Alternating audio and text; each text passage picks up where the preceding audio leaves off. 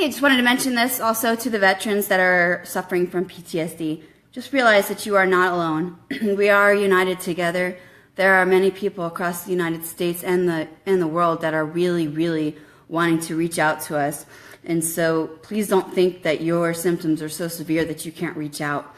I want you to know that there is help, and there are many programs that are out there to help you, such as Wounded Warrior Program, Wounded Warrior Soldiers. They're into helping as well. Wounded Warrior Soldiers has been around for quite some time. And then there's also, when you have PTSD, it's almost as if your whole world stops. For me anyways, I can't speak for anybody else, but the other day I know that, well actually today too, my therapist reminded me that in that time and in that moment, it's almost as if I don't even remember what I've said or what I've done. I know that most of the time my response is anger right now. And though the women love to tell me to cry, it's really hard for me to cry.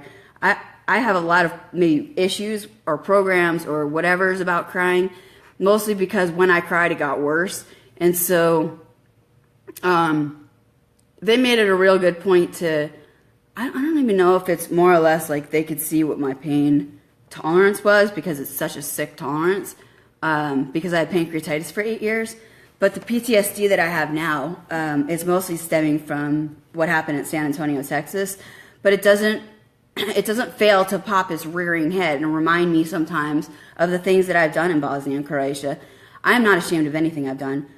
I'm not ashamed of anything, or do I have any regrets about anything that I've done in the military. So anything that I did do on orders and things that I might have taken to my discretion, I don't have any regrets, and I don't have any problems with telling people I have PTSD. It's something that is a reality in our world, and it's happening every day. And unfortunately, our soldiers are the ones that are going to be coming home, because I believe that Trump is going to be putting up another 40,000 or something like that to go to, gosh darn it. I wish I wrote it down. John just told me.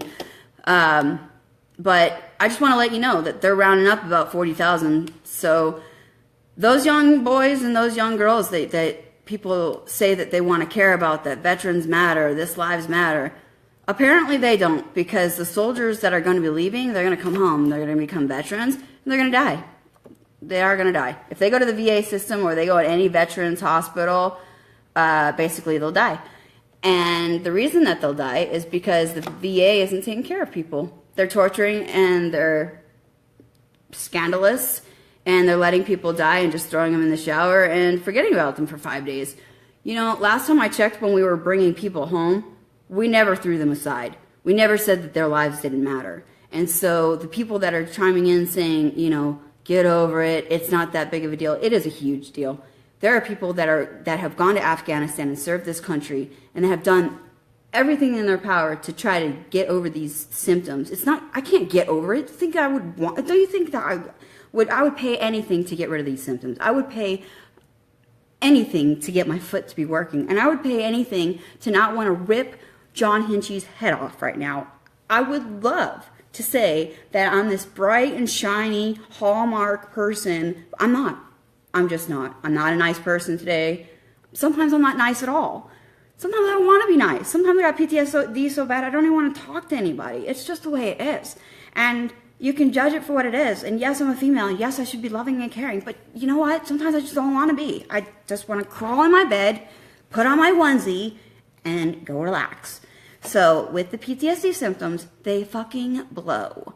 And so all these people that are saying, oh, by the way, let me just tell you, the one that responded that the soldier could have gotten help that day and that he killed himself and that he deserved it, go yourself, okay?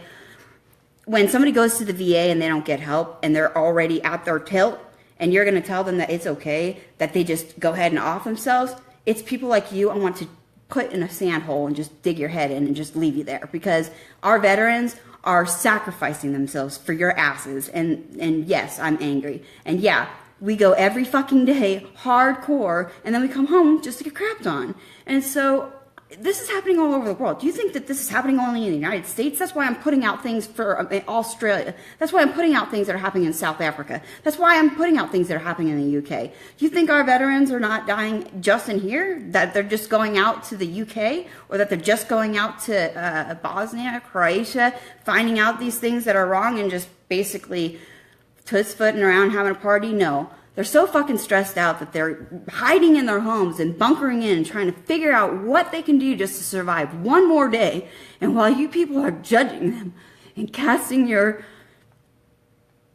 judgments and critical analysis about them, they're the ones saving your ass. So while you're telling them that we should do this, we should do that, why don't we talk about what really matters? Like, veterans all across the United States and the world actually offing themselves because they can't fucking stand it coming home. And when they are told to go to the VA and then they get there and then they're told to basically go home, what are they supposed to do? So anybody want to chime in and let me know what exactly are we supposed to do with our veterans? Because, you know, the chick in France, whatever her name is, Morning Mika, the blonde chick, the short blonde chick, anybody know who she is? I think she's got it right. And talking to the people around the world now, to be honest with you, I think that they're right.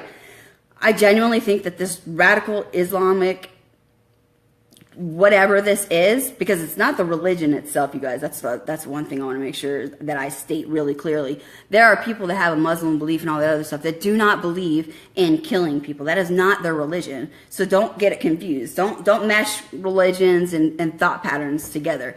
Take the people that are responsible and take the radicalism. Like, there can be radical Christians who put nooses around, you know, blacks for a long time. So, and we were also taking, in World War II, we were taking Japanese soldiers. So it's not just whites doing this against blacks. It's not whites just against the Japanese. It's not whites just against the Muslims. At this point, it's everybody against everybody. Nobody even knows what we're fighting about because Fox News and CNN are so panty-driven with each other that they freaking have wet dreams about each other, talking about each other. So nobody knows what's going on. There's no real news going on. So everybody's all convoluted, fighting about something that doesn't really make sense. So why don't we just figure out what we can do for the veterans and start worrying about that? Like, can we just not worry about the radicalism of what this person said and what that person said and just get back to the genuine issue that we really need to help our veterans because they're dying and they're committing suicide because they're not getting help.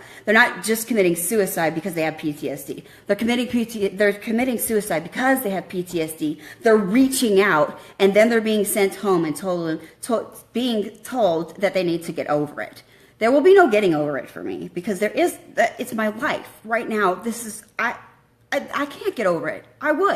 I would fucking pay $1 million to get over this. Well, if I had $1 million, I'd probably do it, feed my city first, and then I'd pay myself to get over this. But I just want to say again, this is Mindy chiming in, and I'll be chiming in probably later, or whenever I get another gnarly hair up my ass and decide that somebody needed to ask me a question and I wanted to respond to it, and it's easier sometimes just to respond by my voice so that you can hear what I'm saying, because I think that sometimes my words get taken out of context, and when I'm hurting like this, I tend to speak really fast so that I can get it all out. And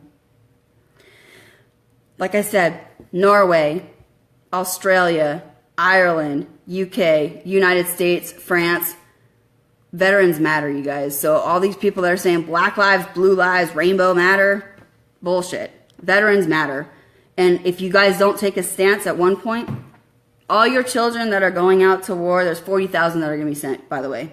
40,000, I believe, in the next couple weeks. So if you care enough about the veterans that are currently happening, and you care about the young soldiers that are going to be going off, there are 40,000. 40,000. Just want to make sure you guys know that. Okay? And all the people that are saying, fact check it, go ahead. Fact check me all you want. I would love you to fact check me. Mindy Doherty, HHT26CAV, Illesheim, Germany, Medak, and I was Fort Carson boss president. Fact check them all, please. I'd appreciate it. Thanks. Have a good day.